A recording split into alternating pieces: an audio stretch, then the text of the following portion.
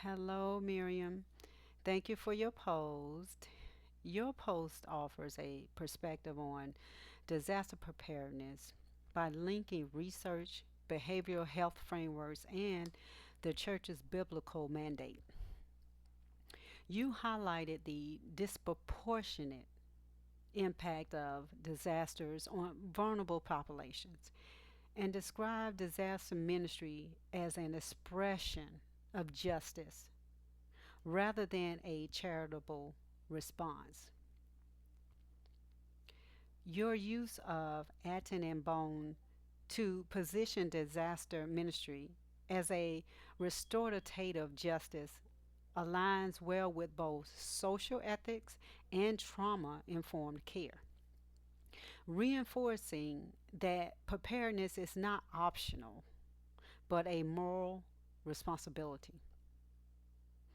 What stood out the most to me is your emphasis on proactive investigation and resilience, supported by the U.S. Chamber of Commerce.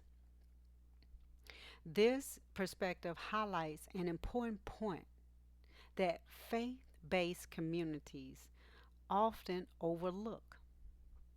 Preparedness reflects stewardship rather than a lack of faith. When churches plan intentionally, they strengthen their ability to reduce harm, respond calmly, and provide spiritual, emotional, and physical continuity of care during crisis.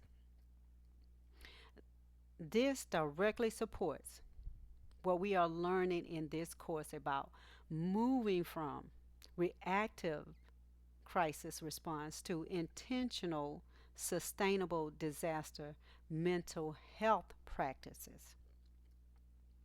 I also found your comparison of church and behavioral health perspectives interesting. You highlighted how the church faith based approach complements evidence based behavioral health systems. The shared principles you identify human dignity, protection of the vulnerable, community engagement, and resilience demonstrate that these perspectives are not in competition but are inherently compatible. The emphasis on psychological safety and coordinated care mirrors the church's relational focus. Even though the structure differs, your integration of Galatians 6 and 10 provides a strong theological framework.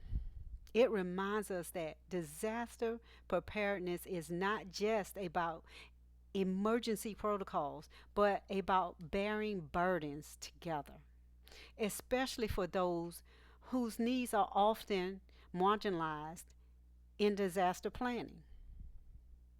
This reinforces the idea that churches can serve as trusted bridges between communities and formal response systems, particularly when other resources are strained. Your post captures how faith based and behavioral health approaches can work together to strengthen disaster resilience and long term recovery. Miriam, how do you think churches can realistically balance their relational, volunteer driven approach with the need for coordination with formal systems like emergency management or behavioral health agencies without losing their faith centered identity?